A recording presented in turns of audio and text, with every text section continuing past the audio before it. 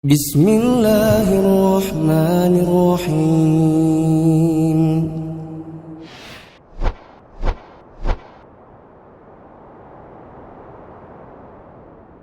Bismillahirrahmanirrahim. Assalamualaikum warahmatullahi wabarakatuh.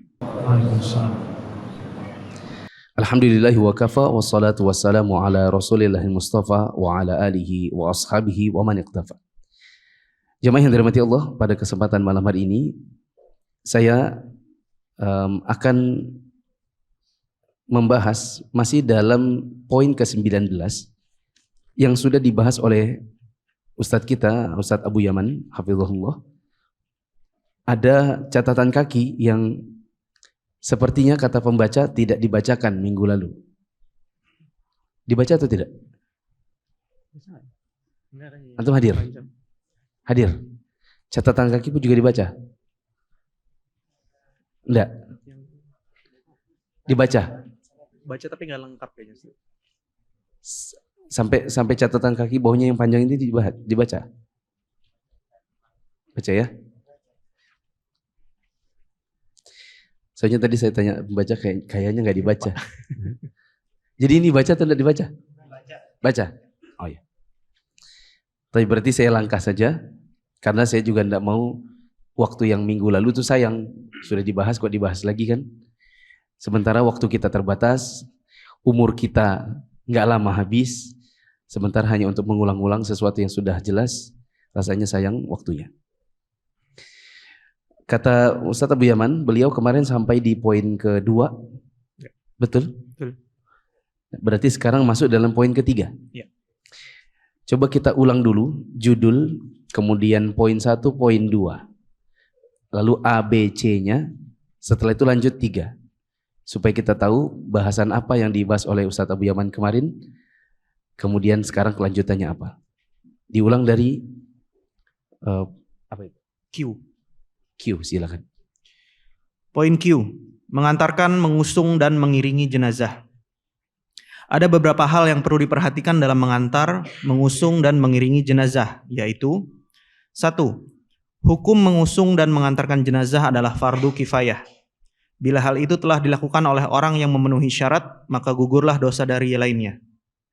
2. Ada 3 hal yang termasuk proses mengantarkan jenazah, yaitu A. Mensolatinya kemudian pulang. Orang yang melakukannya akan mendapatkan pahala 1 qiraat berdasarkan hadis yang akan disebutkan kemudian. B. Mengiringinya sampai ke kubur, kemudian berdiri menunggu hingga dikuburkan. Hal ini berdasarkan hadis Abu Hurairah radhiyallahu anhu bahwa dia pernah mendengar Rasulullah shallallahu alaihi wasallam bersabda, Indonesia saja. Barang siapa keluar bersama jenazah dari kediaman jenazah dan mensolatinya kemudian mengiringinya hingga dikuburkan, dia akan mendapatkan pahala 2 qiraat dan setiap qiraat seperti gunung Uhud. Dan barang siapa mensolatinya kemudian dia pulang, dia akan mendapatkan pahala seperti gunung Uhud. C. Berdiri setelah penguburan seraya berdoa memohonkan ampunan bagi jenazah dan memohon kepada Allah semoga dia diberi keteguhan dalam menjawab pertanyaan malaikat. Sebagaimana hadis Utsman bin Affan radhiyallahu anhu, dia berkata, setelah selesai dari penguburan jenazah, Nabi SAW berdiri dekatnya lalu bersabda, Istaghfiru li akhikum wasalu lahu tathbita fa innahul ana yus'alu. Mohonkanlah ampunan untuk saudara kalian dan mohonkanlah keteguhan baginya karena sekarang ini dia sedang ditanya oleh malaikat mungkar dan nakir. Mengerjakan semua ini akan lebih mudah, akan lebih menyempurnakan besarnya pahala dan lebih mengikuti sunnah. Sampai situ? Ya. Apa yang sudah berlalu tidak usah dijelaskan lagi. Sekarang kita masuk sebagai kelanjutannya perkara yang ketiga. Nomor 3, keutamaan mengantarkan jenazah. Diriwayatkan secara sahih dari hadis dari Abu Hurairah radhiyallahu anhu terdahulu bahwa Nabi Shallallahu alaihi wasallam bersabda, "Manittaba'a janazata muslimin imanan wa ihtisaban wa kana ma'ahu hatta yusalla 'alaiha wa yafrugha min dafniha fa innahu yarji'u minal ajri biqiratain kullu qiratin mithlu uhudin wa man shalla 'alaiha thumma raja'a qabla an tudfana fa innahu yarji'u biqiratin. Siapa mengantarkan jenazah seorang muslim karena keimanan dan mencari pahala, dan hal itu selalu menyertainya hingga dia mensolatinya dan selesai dari menguburkannya, dia pulang dengan membawa pahala sebesar 2 qirot, dan setiap qirot seperti gunung Uhud. Barang siapa mensolatinya kemudian pulang sebelum jenazah itu dikuburkan, dia pulang dengan membawa 1 qirot. Dalam salah satu lafaz disebutkan, ada yang bertanya, apa yang dimaksud 2 qirot? Beliau menjawab, mithlul jabalainil azimain, seperti 2 buah gunung yang sangat besar. Disebutkan dalam lafaz Muslim, ada yang bertanya, apa yang dimaksud 2 qirot? Beliau menjawab, asgharuhuma mithlu Uhudin, yang paling kecil dari keduanya seperti gunung Uhud. Juga berdasarkan hadis Abu Hurairah, dia berkata, Rasulullah Shallallahu Alaihi Wasallam pernah bertanya, siapakah di antara kalian yang pada pagi hari ini berpuasa? Abu Bakar menjawab, saya. Beliau kembali bertanya, siapakah di antara kalian yang pada pagi hari ini telah mengantarkan jenazah? Abu Bakar menjawab, saya. Beliau bertanya lagi, siapa di antara kalian yang pada pagi hari ini menjenguk orang sakit? Abu Bakar menjawab, saya. Lalu Rasulullah SAW bersabda, tidaklah ketiganya terdapat pada diri seseorang melainkan dia akan masuk surga. Dalam lafaz di situ ada berapa? 3 ya? 3. Di sini ada 4. Di situ lafaznya tidak ada gini. Faman at'ama minkum al-yawma miskinan. Siapa dari kalian yang pada hari ini memberi makan bagi orang miskin? Ada di situ? Tidak ada ya. Di sini ada lafaz yang lain, ada sisipannya. Jadi perkataan Nabi SAW, pertanyaan beliau, man asbaha al-yawma minkum sha'iman. Siapa yang hari ini puasa? Terus faman ittaba'a minkum al-yawma janazatan. Siapa yang hari ini mengiringi jenazah? Kemudian siapa yang hari ini memberikan makan bagi orang miskin? Siapa yang hari ini menjenguk orang sakit? Jadi ada 4. Begitu. Jadi mungkin di situ ditambahkan, di dekat situ ditambahkan ada potongan lafaz siapa yang hari ini memberi makan orang miskin. Siapa yang hari ini memberi makan orang miskin.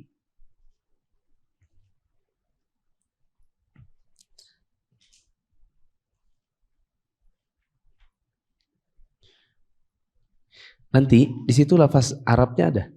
Nggak ada. Nggak ada. Tim korektor nanti minta tolong untuk dicek.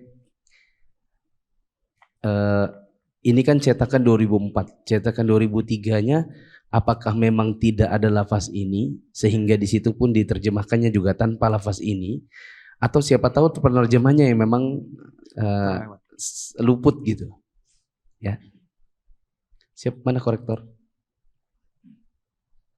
Tidak ada korektor hadir, tolong dicek. Lanjut.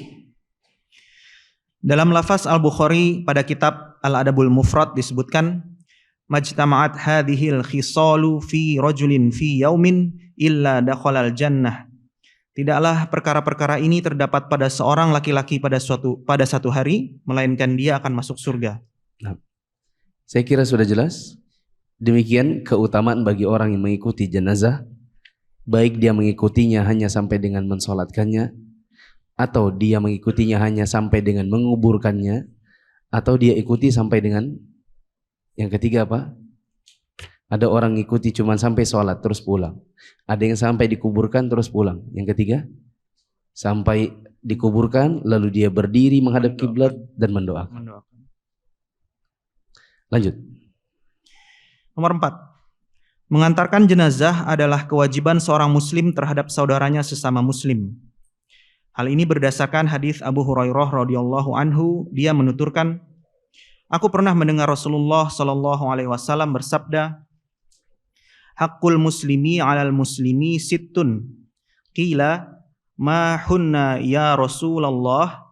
Qala idza laqitahu fasallim alaihi wa idza da'aka faajibhu wa idza sahaka fansah lahu wa idza atasa fahamidallaha fashammithu wa idza marida fa'udhu wa idza mata fattabi'hu. Hak seorang muslim terhadap saudaranya yang muslim ada 6. Ya, sambil dibaca 6 itu apa saja dikasih angka. Tahu kan caranya? Dikasih angka di setiap penggalan-penggalannya. Apa saja hak seorang muslim di atas muslim yang lain? 1. Apabila engkau bertemu dengannya, ucapkanlah salam. Ini yang 1. Di depan kata apabila, kasih angka 1. Kalau kita bertemu dengannya, salam. Dengan catatan, sebagian ulama ada yang mengatakan memberi salam hanya sunnah. Menjawabnya yang wajib. Ngasih salam sunnah. Jawabnya wajib. Kedua, jika ia mengundangmu, penuhilah. Angka 2 ditaruh di depan kata jika. Jika dia mengundang, maka jawab panggilan atau undangannya. Nanti ada rincian lagi, sebagian ulama ada yang mengatakan yang wajib untuk didatangi hanyalah walimatul urs atau undangan pernikahan.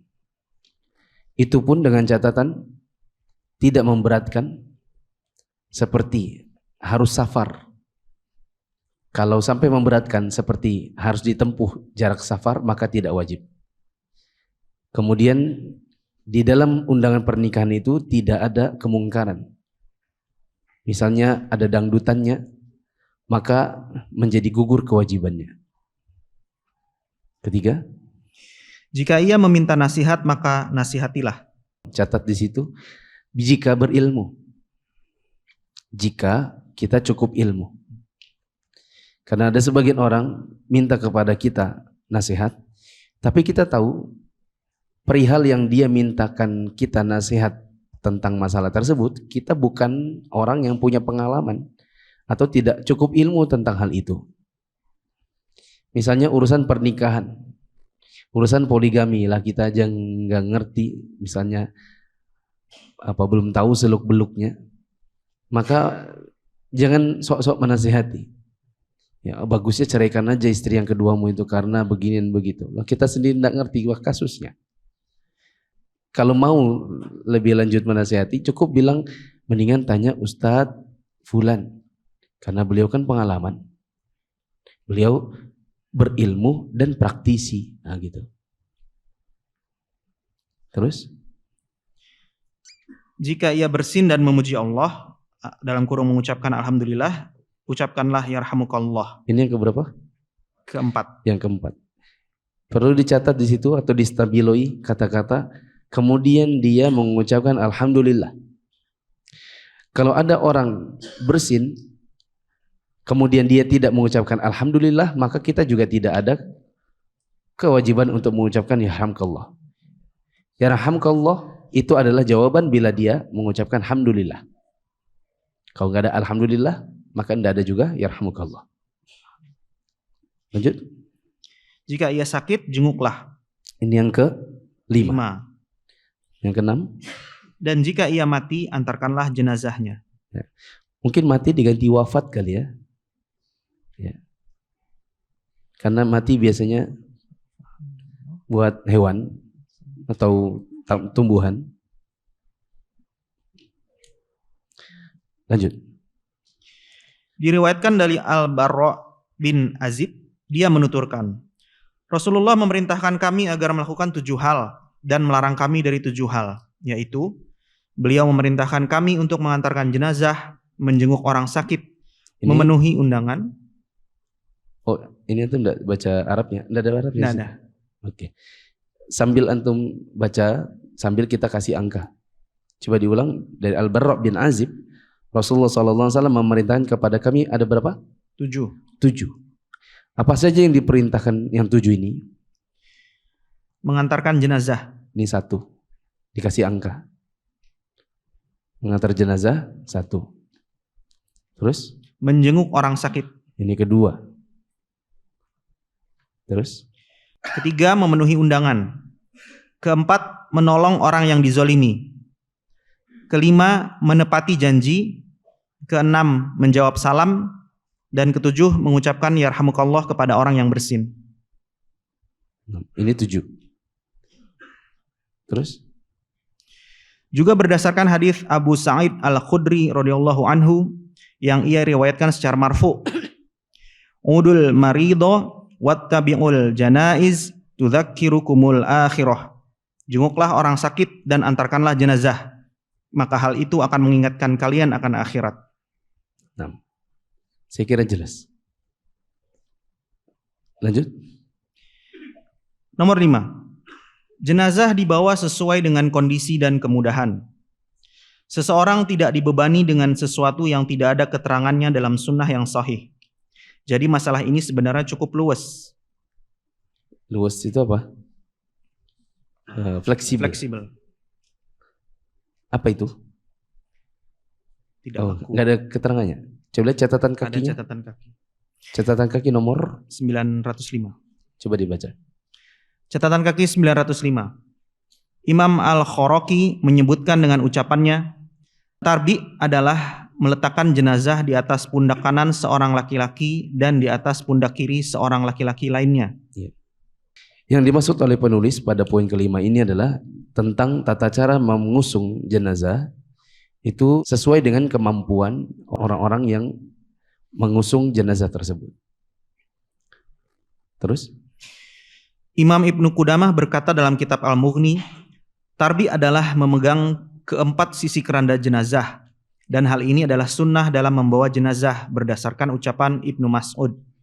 Barang siapa mengiringi jenazah, hendaklah dia membawanya pada sisi keranda, karena hal itu adalah sunnah.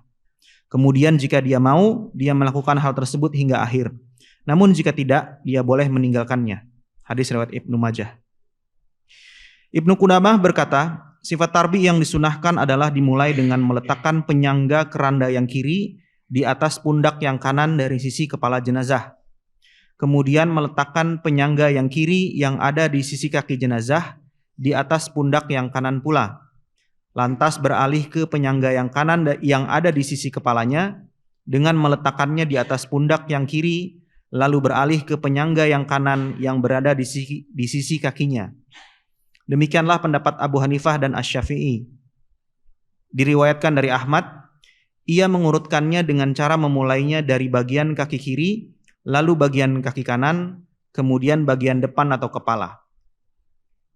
Ini adalah mazhab Ishaq, dan pendapat ini diriwayatkan dari Ibnu Mas'ud, Ibnu Umar, Sa'id bin Jubair dan Ayyub, dan karena hal itu lebih ringan. Adapun alasan pendapat yang pertama, hal itu merupakan salah satu dari kedua sisinya, sehingga sebaiknya dimulai dari bagian depannya, seperti memulai bilangan pertama. Apabila membawa jenazah di antara kedua penyangga, maka Ibnul Munzir berkata, kami meriwayatkan dari Utsman, Sa'id bin Malik, Ibnu Umar, Abu Hurairah dan Ibnu Zubair bahwa mereka membawa jenazah di antara kedua tiang dipan. Ini adalah pendapat Asy-Syafi'i, Ahmad, Abu Thawr, dan Ibnul Munzir. Namun hal itu dimakruhkan oleh An-Nakhai, Al-Hasan, Abu Hanifah, dan Ishaq. Sementara yang sahih adalah pendapat yang pertama, karena para sahabat telah melakukannya dan pada diri mereka terdapat teladan yang baik. Malik berkata, tidak ada ketentuan dalam membawa jenazah, boleh membawanya sebagaimana yang dikehendaki. Pendapat yang sama disampaikan oleh Al-Auza'i, namun mengikuti para sahabat pada apa yang telah mereka lakukan dan mereka katakan tentu lebih baik dan lebih utama. Saya, penulis, mengatakan tidak ada keraguan bahwa hal itu lebih baik dan lebih utama, tetapi jika tidak ditetapkan dalam riwayat yang sahih, hal itu menjadi sesuatu yang bersifat luas, sebagaimana telah disebutkan. Sementara hadis dari Ibnu Mas'ud mengenai tarbi mendapat komentar dari Al-Albani dalam kitab Ahkamul Janaiz. Hadis ini tidak sahih karena diriwayatkan secara munqati, yang Abu Ubaidah tidak pernah bertemu dengan ayahnya.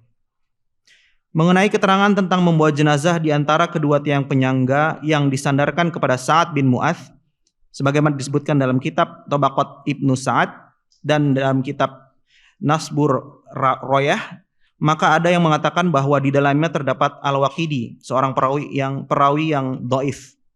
Dengan demikian hal ini memiliki keluasan sebagaimana yang dikatakan oleh Al-Alamah Ibnu Utsaimin dalam Asy-Syarhul Mumti.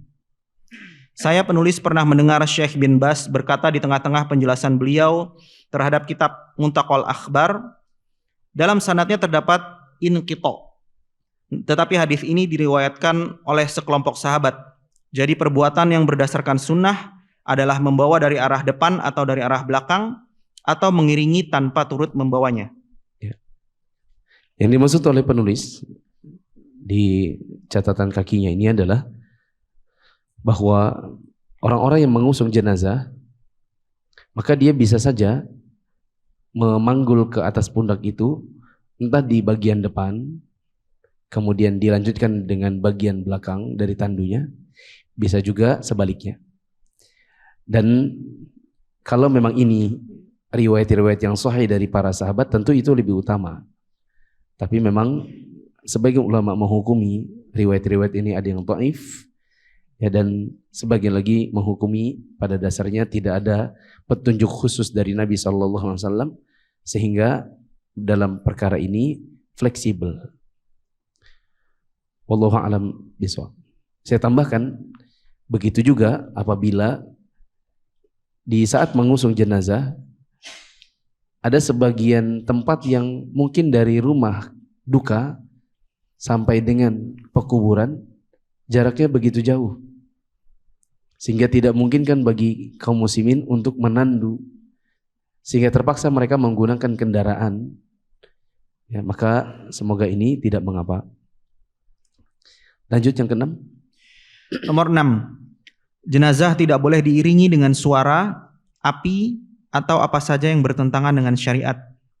Hal ini berdasarkan hadis dari Ibnu Umar. Ia berkata, Rasulullah SAW melarang bila mengiringi jenazah dengan disertai ronnah. Apa itu ronnah? Ronnah di catatan kaki 906 artinya wanita yang menangis dengan menjerit. Ronnah artinya suara. Dikatakan ronnatil mar'ah, perempuan itu menjerit dan meninggikan suaranya. Iya. Disebutkan oleh penulis, la tuttaba' al-janazatu bi sautin wala narid wala bima yukhalifu syara'. Tidak boleh jenazah itu diiringi dengan sesuatu yang melanggar syariat. Dicontohkan tadi dengan suara-suara seperti suara-suara tangis. Wallahu a'lam, demikian juga yang kita mungkin sering lihat di acara-acara TV, kalau sinetron-sinetron yang isinya azab-azab gitu. Ketika diantarkan jenazah itu sering diiringi dengan la ilaha illallah, la ilaha illallah. Suara sebenarnya itu dilarang. Sebagaimana dalam riwayat Ibnu Umar ini, Rasulullah SAW dahulu melarang jenazah itu diiringi dengan ronah. Di antara para ulama ada yang mengatakan ronah itu adalah saihah atau saut, suara-suara yang ditinggikan, diangkat suara tersebut. Lanjut. Diriwayatkan dari Abu Burdah, dia bercerita, ketika kematian hendak menjemput Abu Musa al-Asy'ari, dia berwasiat, janganlah kalian mengiringi jenazahku dengan bara api. Mereka bertanya kepadanya, apakah engkau pernah mendengar sesuatu mengenai hal itu? Dia menjawab, ya, dari Rasulullah SAW. Rasulullah SAW melarang untuk mengiringi dengan bara api. Adapun di zaman sekarang, misalnya ada kebutuhan untuk menguburkan kaum muslimin di malam hari, maka biasanya orang pakai senter. Kalau di zaman sekarang juga orang pakai kamera, pakai flashlightnya handphone. Dan itu insya Allah tidak mengapa, apalagi kalau mengiringi di malam hari, khawatirnya terinjak sesuatu yang tajam, terinjak beling, atau malah menginjak binatang, atau malah menginjak kuburan orang, sehingga dibutuhkan pencahayaan. Lalu Amr bin Al-As berkata dalam wasiatnya, "Bila aku telah meninggal, janganlah jenazahku diiringi dengan wanita yang menangis sambil berteriak-teriak dan api." Qais bin Ubadah berkata, "Para sahabat Nabi membenci bila meninggikan suara di sisi jenazah." Nomor 7. Disyariatkan berdiri ketika jenazah lewat.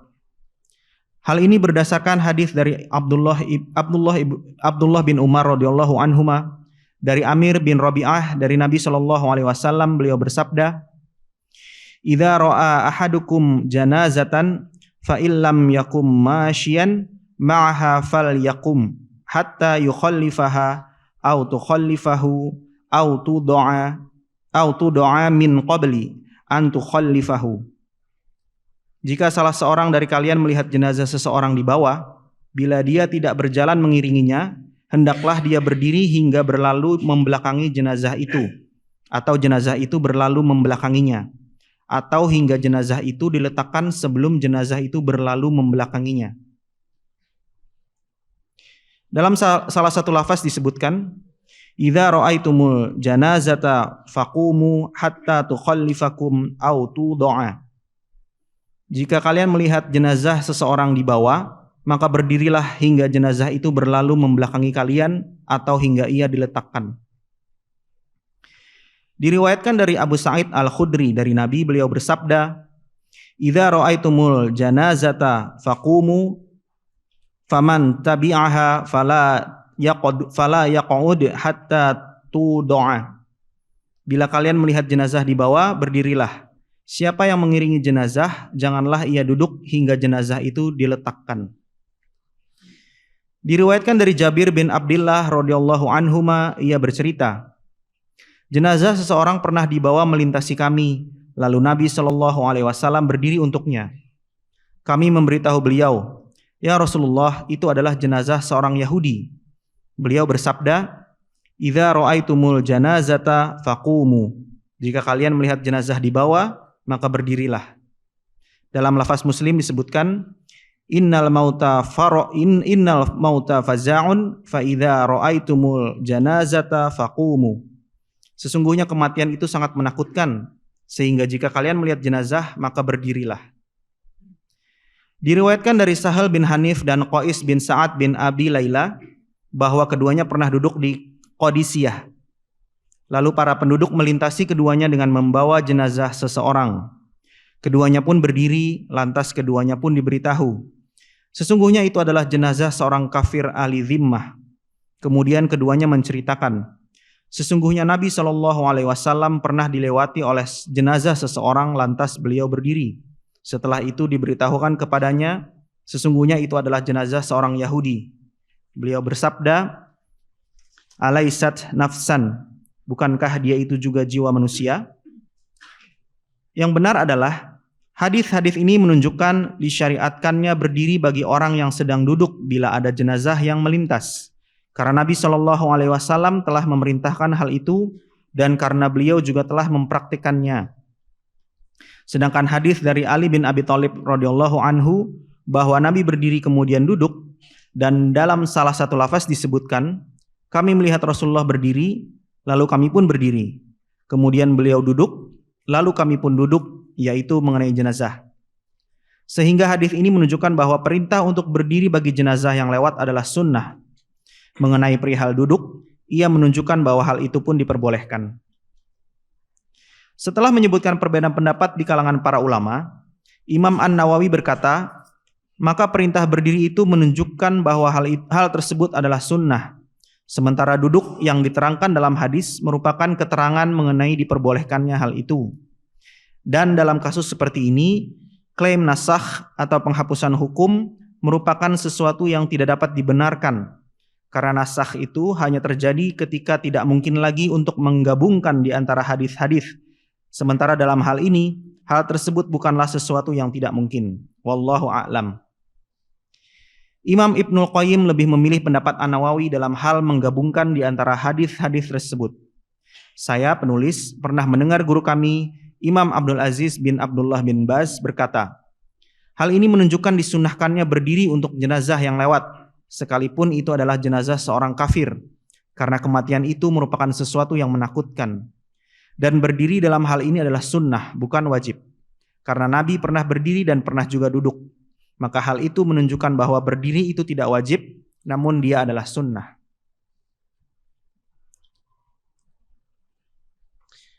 Jemaah yang dirahmati Allah, kita tambahkan catatan kakinya. Ada catatan kaki yang panjang. Dan selengkapnya dari perkataan Imam An-Nawawi. Silakan. Catatan kaki 919. Komentar An-Nawawi selengkapnya. Para ulama berbeda pendapat mengenai masalah ini. Malik, Abu Hanifah, dan Asy-Syafi'i berpendapat hukum berdiri telah dinasakh. Ahmad, Ishaq, Ibnu Habib Al-Maliki, dan Ibnul Majishun Al-Maliki berkata, ia diperbolehkan memilih berdiri atau duduk. An-Nawawi melanjutkan, dan mereka pun berbeda pendapat mengenai berdirinya orang yang mengiringi jenazah di sisi kubur. Sejumlah sahabat dan ulama salaf berkata, ia tidak duduk hingga jenazah itu diletakkan. Menurut mereka, nasakh itu hanyalah terdapat pada berdirinya orang yang dilintasi oleh jenazah. Inilah yang menjadi pendapat Al-Auza'i, Ahmad, Ishaq, dan Muhammad bin Al-Hasan. An-Nawawi melanjutkan, dan mereka berbeda pendapat mengenai perihal berdiri di sisi kubur hingga jenazah dikuburkan. Sekelompok ulama tidak menyukainya, namun sekelompok ulama lain mengamalkannya. Hal ini diriwayatkan dari Utsman, Ali, Ibnu Umar, dan lainnya, dan ini adalah pendapat Al-Qadi. Sedangkan yang masyhur dari mazhab kami yaitu Syafi'i adalah bahwa berdiri itu tidak disunahkan. Mereka, yakni ulama mazhab Syafi'i berkata, hadis ini telah dinasakh oleh hadis Ali. Al-Mutawalli, seorang pengikut mazhab kami yaitu mazhab Syafi'i, lebih memilih pendapat bahwa berdiri itu disunahkan, dan inilah pendapat yang dipilih. Jadi perintah berdiri itu menunjukkan kesunahan, sedangkan duduk merupakan keterangan diperbolehkannya.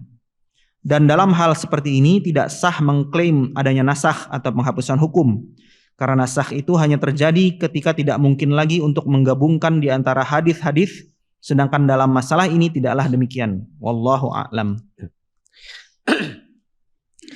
Di poin yang ketujuh ini, penulis mengajarkan kepada kita bahwa apabila ada jenazah lewat di dekat kita, maka kita disunnahkan untuk berdiri. Ada catatan-catatan penting tadi. Satu, bahwa kita disunnahkan untuk berdiri karena kematian itu sesuatu yang menakutkan. Ini sebagaimana Nabi SAW sebutkan, innal mauta faza'. Kematian itu menakutkan. Sehingga kata beliau, fa idza ra'aitumul janazata faqumu. Kalau kalian lihat ada jenazah lewat, maka berdirilah. Demikian bagi orang yang memang sedang duduk. Catatan kedua, hukumnya hanya sunnah, bukan wajib. Catatan ketiga, ini berlaku meskipun jenazahnya adalah orang kafir. Karena ini bukan tentang muslim atau kafir. Ini tentang kematian, bukan tentang penghormatan. Jangan dikira berdiri ini untuk menghormati jenazah. Sehingga kalau muslim berdiri, kalau kafir duduk. Sebagaimana yang disangka sebagian sahabat ketika itu, ketika ada lewat jenazah dan ternyata itu orang Yahudi, Nabi SAW berdiri, maka ada yang memberitahu kepada beliau, ya Rasulullah, ini orang Yahudi loh. Maka Nabi SAW mengatakan, alaisat nafsan, bukankah ini juga jiwa manusia? Maka yang diinginkan Nabi dari berdirinya itu bukan sebuah penghormatan kepada jenazah, tetapi tentang rasa takut tentang adanya sebuah kematian, siapapun yang mati. Begitu. Sebagian ulama di catatan kaki tadi disebutkan, ada yang mengatakan berdiri untuk jenazah ini sudah terhapus. Pendapat yang benar, nasakh atau jalan untuk mengkompromikan dalil dengan jalan nasakh, ini teman-teman harus belajar usul fikih untuk tahu apa yang dimaksud dengan nasakh dan kapan itu dilakukan. Ini pelajarannya di usul fikih. Kata penulis tadi, nasakh itu baru bisa ditempuh apabila memang tidak ada jalan untuk mengkompromikan. Dan komprominya adalah bahwa berdiri saat jenazah lewat, ini hukumnya hanya sunnah dan bukan wajib. Dan apabila orangnya memang mengikuti jenazah sampai dengan kuburan, maka dia tidak duduk sampai jenazah itu diletakkan terlebih dahulu. Wallahu a'lam bishawab. Anda baru hijrah dan bingung belajar Islam dari mana? Yuk ikut Mia. Mufid Islamic Academy atau MIA adalah sebuah program pembelajaran Islam melalui pembahasan kitab-kitab para ulama yang dibahas secara terstruktur dan berjenjang. Untuk informasi lebih lanjut tentang pendaftaran, teman-teman bisa mengakses di media sosial Mufid TV Official, baik yang ada di Telegram, YouTube, Instagram, maupun di Facebook. Assalamualaikum warahmatullahi wabarakatuh.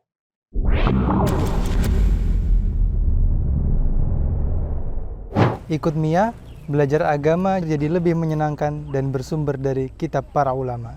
Ingin belajar agama secara bertahap? Yuk ikut MIA, belajar secara runut dari kitab-kitab ulama. Lanjut. Nomor 8. Nomor 8. Barang siapa mengiringi jenazah, janganlah dia duduk hingga jenazah diletakkan di atas tanah. Ini tadi sudah disebutkan dari poin ke-7, yaitu untuk orang yang mengikuti jenazah sampai dengan penguburan, maka dia jangan duduk terlebih dahulu sebelum jenazah itu diletakkan. Lanjut. Hal ini berdasarkan hadis dari Abu Sa'id radhiyallahu anhu dari Nabi sallallahu alaihi wasallam, beliau bersabda, "Idza ra'aitumul janazata faqumu, faman tabi'aha fala yaq'ud hatta tud'a." Apabila kalian melihat jenazah di bawah, maka berdirilah. Barang siapa yang mengiringi jenazah, janganlah ia duduk hingga jenazah itu diletakkan. Imam Al-Bukhari menafsirkan sabda Rasulullah sallallahu alaihi wasallam, yaitu hingga jenazah itu diletakkan, dengan perkataannya, bab tentang orang yang mengiringi jenazah hingga diletakkan dari pundak-pundak kaum laki-laki yang membawanya. Jika dia duduk, maka dia diperintahkan untuk berdiri. Dan hal tersebut menjelaskan makna sabda beliau sallallahu alaihi wasallam, hingga jenazah itu diletakkan, yaitu di atas tanah sebelum dimasukkan ke liang lahat. Saya penulis pernah mendengar guru kami, Imam Abdul Aziz bin Baz berkata, dan yang benar adalah ketika jenazah telah diletakkan di tanah, maka mereka yang mengantarkannya duduk, yaitu sebelum dimasukkan ke liang lahat. Mengenai hadis dari Ali radhiyallahu anhu bahwa Nabi Shallallahu alaihi wasallam berdiri kemudian duduk, hal itu menunjukkan bahwa berdiri hingga jenazah diletakkan hukumnya adalah sunnah. Guru kami Imam Abdul Aziz bin Baz berkata, disunahkan bagi orang yang mengiringi jenazah agar tidak duduk hingga jenazah diletakkan di atas tanah dari pundak-pundak kaum laki-laki. Mengenai hal kepulangan, disyariatkan bagi mereka yang mengiringi jenazah agar tidak pulang sampai jenazah diletakkan di dalam kubur hingga selesai dari kuburan. Semua ini hukumnya sunnah. Nah. Mau lanjut tapi waktu tidak memungkinkan, maka kita cukupkan dulu sampai di sini. Insya Allah di pertemuan yang akan datang kita lanjutkan kembali. Dan untuk pertemuan yang akan datang, teman-teman jangan kesini dulu sebelum cek di masjid mana kita mau kajian. Soalnya kan dulu ada kebiasaan kan tiap 1 bulan 1 kali pindah ke Baitul Mubarak. Jadi jangan dulu ke sini atau ke Baitul Mubarak sebelum cek dulu kita kajian di mana. Siapa tahu enggak kajian. Nah, masih ada 50 detik. Ada yang bertanya? Dilarang mengiringi jenazah dengan suara yang ditinggikan. Apakah ini termasuk juga bunyi sirine pada mobil ambulans? Sirine pada ambulan itu maksudnya adalah permisi. Ini yang saya pahami ya. Permisi, urgent.